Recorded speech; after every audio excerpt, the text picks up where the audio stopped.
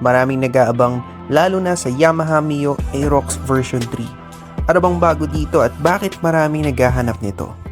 Sa looks, maraming binago, pinapogi at mas aggressive na ang look niya. Pasok talaga sa sporty nature at kultura na racing dito sa Pilipinas. Halos R1 inspired yung itsura ng headlight niya sa front at mas maraming cuts and edges ang motor na to. May onting finish pa ng carbon looks sa baba ng headlights.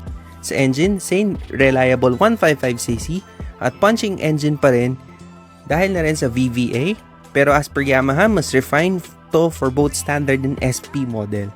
Ika nga, if it ain't broke, don't fix it. Kaya sa innovation, features at safety, bumawi ang Yamaha. SP model, meron na itong YEC VD na similar sa NMAX Turbo na pwedeng ipiti ng belt para mag-iba ang galaw ng transmission at yung engine braking. Bagong-bago yung TFT display, ang ganda, na wala pa siyang ka-share di tulad ng NMAX na same sa XMAX brother niya. Unlike sa competition, mas maganda ang integrated navigation system nito. Okay na okay pa rin naman ang LCD display sa standard. Kitang-kita pa rin kahit tutok na yung araw. Ang step up pa rin sa negative LCD display dati. Out na sa lumang charging port niya, USB charger na Type-C na ang nasa glove box. Yung nga lang, maliit talaga, kasya lang talaga yung phone mo dito. Disusi pa rin yung standard and yung innovation naman is keyless na yung sa SP model. Spacious na seat compartment, most likely kasya lang ang isang full face helmet. Syempre, depende sa size at sa brand.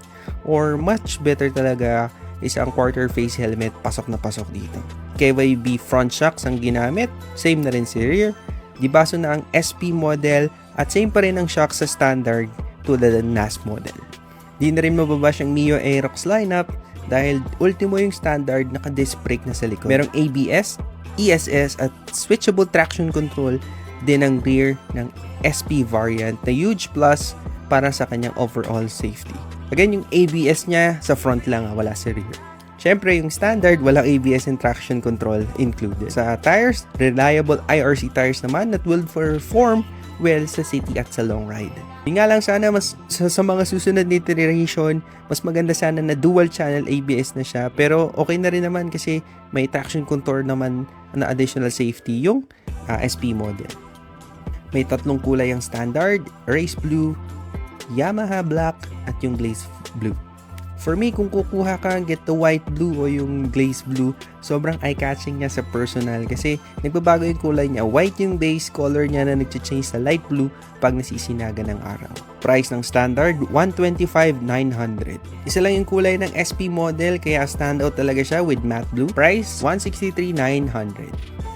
Kaya kung naghahanap ka ng isang sporty looking na motorsiklo na ang ganda na ng features, overall ang ganda ng package niya, mukhang Yamaha Mio Aerox na yung version 3, lalo na yung SP model yung para sa'yo. Again, hopefully makahanap tayo ng demo bike na pwede nating hiramin para mas ma-differentiate ko pa talaga yung difference ng standard tsaka ng SP model at will it cater to a good market dito sa Pilipinas. All out din ng Yamaha dahil sinokase niya din dito ang all new Yamaha R9, ang flagship motorcycle ni Yamaha this year.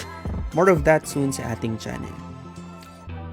Konti lang, andyan din yung empty lineups na nakakapukaw ng attention dahil sa futuristic design niya. Reliable Tenere 700, makikita mo ang ganda talaga niya. XSR lineup na makikita mo talagang sporty at ang retro look ng motorsiklo na version ni Yamaha, napaka-timeless. Pinakita din dito ang different lineups like yung Mio Class, PG at iba pa. Accommodating sila, lalong-lalo na yung Transcycle team na nakadispatch sa araw na ito. Salamat mga kuya dahil sa mga pagtanong. Ang dami kong tanong sa kanila, sinagot naman lahat. Iba din talaga mag-launch ng motor ang Yamaha. Antay na lang natin dahil andyan na ang Aerox na babali ng leeg natin at iiwan tayo pag nag-green na ang stoplight. On to the next features guys. Like, share, and subscribe.